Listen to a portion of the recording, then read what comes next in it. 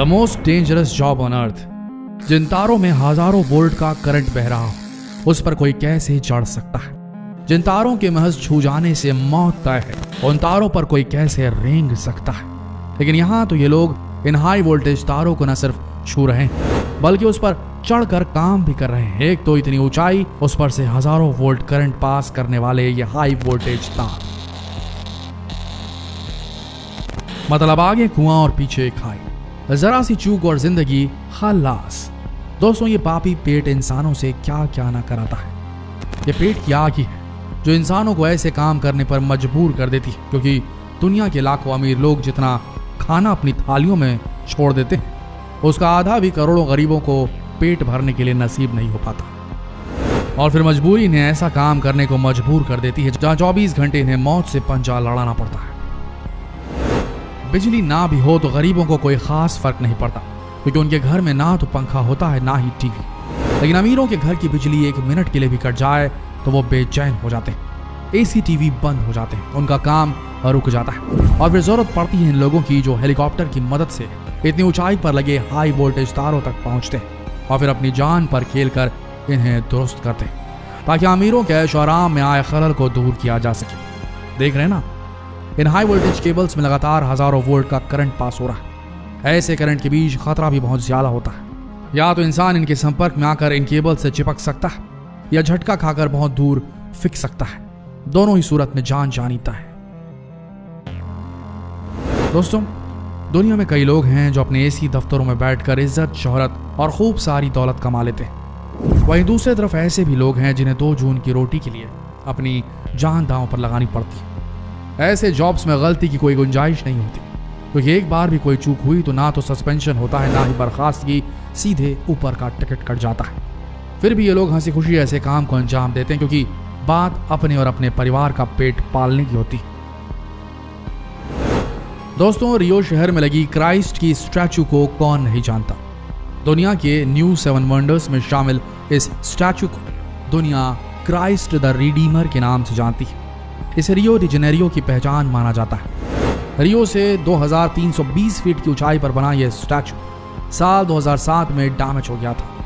बिजली गिरने से मूर्ति के सिर, भौं और उंगलियों को खासा नुकसान पहुंचा था। जब 124 फीट ऊंचे स्टैचू को रिपेयर करने की बारी आई तो अच्छे कॉन्ट्रैक्टर्स की भी हवा टाइट हो गई, क्योंकि मूर्ति की उंगलियों को दुरुस्त करने के लिए इंजीनियर्स को इस मूर्ति के हाथों से होते हुए उंगलियों तक पहुंचना था। आपको बता दें कि इस मूर्ति के हाथों से होते हुए, जो कि बेहद संकरे, उंगलियों तक पहुंचना मौत से 2-2 हाथ करने जैसा था। फिर कैथोलिक समुदाय ने दुनिया के बेहतरीन इंजीनियर्स को इसका काम दिया और देखिए कैसे ये शख्स इस मूर्ति के हाथों से होते हुए उंगलियों तक पहुंचकर उसे दुरुस्त कर रहा है। कोई कमजोर दिल वाला होता तो इस हाइट से नीचे देखकर ही उसकी जान निकल जाती। आगे बढ़ते हैं। दोस्तों, लैंड माइंस रिमूवर्स की नौकरी भी हर वक्त खतरों से भरी रहती है, क्योंकि इनका काम ही है प्लांट किए गए बॉम्ब्स और माइंस को डिटेक्ट करके डिफ्यूज करना, जिन्हें बेहद शातिराना तरीके से सिक्योरिटी फोर्सेस को टारगेट करने के लिए प्लांट किया जाता है। ये हर वक्त मौत के जबड़ों में फंसे रहते हैं और अब तक लाखों ट्रेन्ड प्रोफेशनल्स जो एंटी माइन ऑपरेशंस के लिए काम करते हैं, जिनका बम डिफ्यूजन स्क्वाड से लेना देना होता है, ये बॉम्ब ब्लास्ट में अपनी जान गंवा चुके हैं।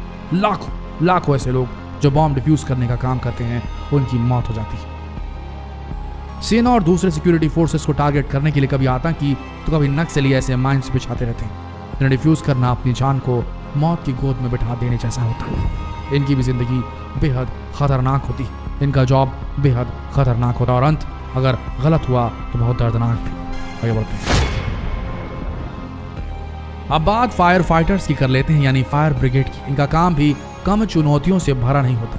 ये लोग बिना अपनी जान की परवाह किए आग के दरिया में कूद जाते हैं ताकि मुश्किलों में फंसी जिंदगियों को बचाया जा सके। अक्सर बड़ी इमारतों में आग लगने के दौरान ये फायर फाइटर्स लोगों को बचाने के लिए अपनी जान पर खेल जाते हैं। कई बार तो इन्हें जान देकर अपना फर्ज निभाना पड़ जाता है और हम जैसे लोग किसी एक्सीडेंट के दौरान भी यही सोचते रह जाते हैं कि अगर पुलिस को कॉल किया या एम्बुलेंस को कॉल किया तो खामखा पुलिस की पूछताछ के चक्कर में पड़ जाएंगे।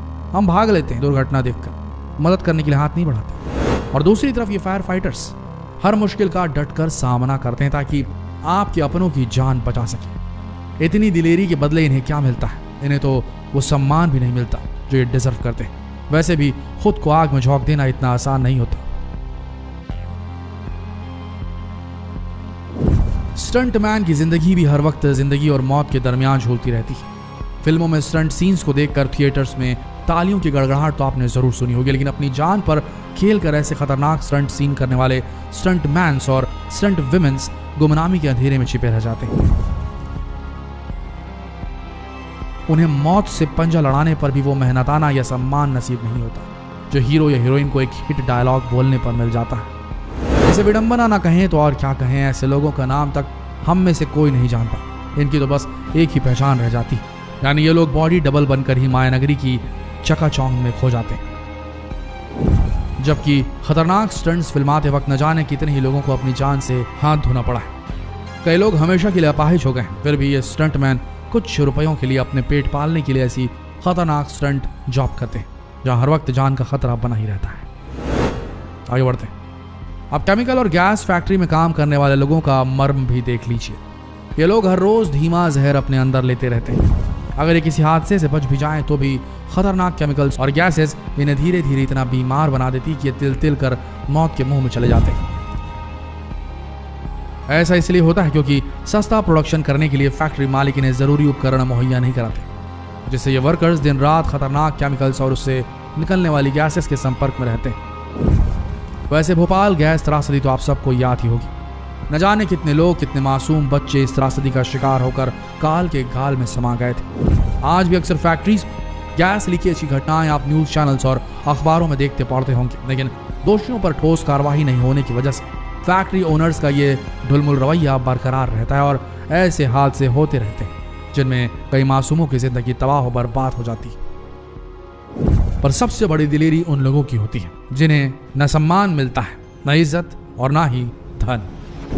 उन्हें मिलता है तो बस तिरस्कार, और वो हैं हमारे देश में काम करने वाले उस प्रजाति के लोग जो गटर में उतरते हैं, नदी नालों में उतरते हैं और साफ सफाई का काम करते हैं, जो हमारा कचरा साफ करते हैं, हमारे सीवरेज को साफ करते हैं। इन लोगों का जीवन बेहद कम होता है दोस्तों।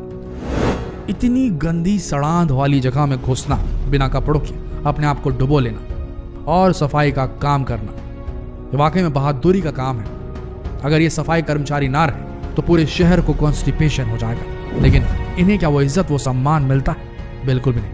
इन्हें हेय दृष्टि से देखा जाता है। पर्टिकुलर प्रजाति के लोगों को इस प्रकार से प्रताड़ित भी किया जाता है। ये हमारे भारत में एक अजीब व गरीब चीज है कि एक धर्म, एक समुदाय के लोग ही इस काम को करते हैं, जो कि बहुत गलत है। लेकिन इन्हें वो सम्मान मिलना चाहिए दोस्तों। ये सफाई कर्मचारी अगर ना हो तो यकीन मानिए आपका शहर कंस्टिपेटेड हो जाएगा। आपके घरों में गटर की स्मेल आने लगेगी, कुछ साफ नहीं रहेगा। ये सब कुछ इन लोगों की मदद से होता है जिन्हें हम जमादार कहते हैं, कभी सीवरेज लाइन में काम करने वाले लोग कहते हैं। लेकिन अगर इनकी सफाई के काम को रोक दिया जाए तो सोचिए क्या होगा आपके पूरे शहर का। आपके घर का छोड़ दीजिए, पूरा शहर बर्बाद हो जाएगा।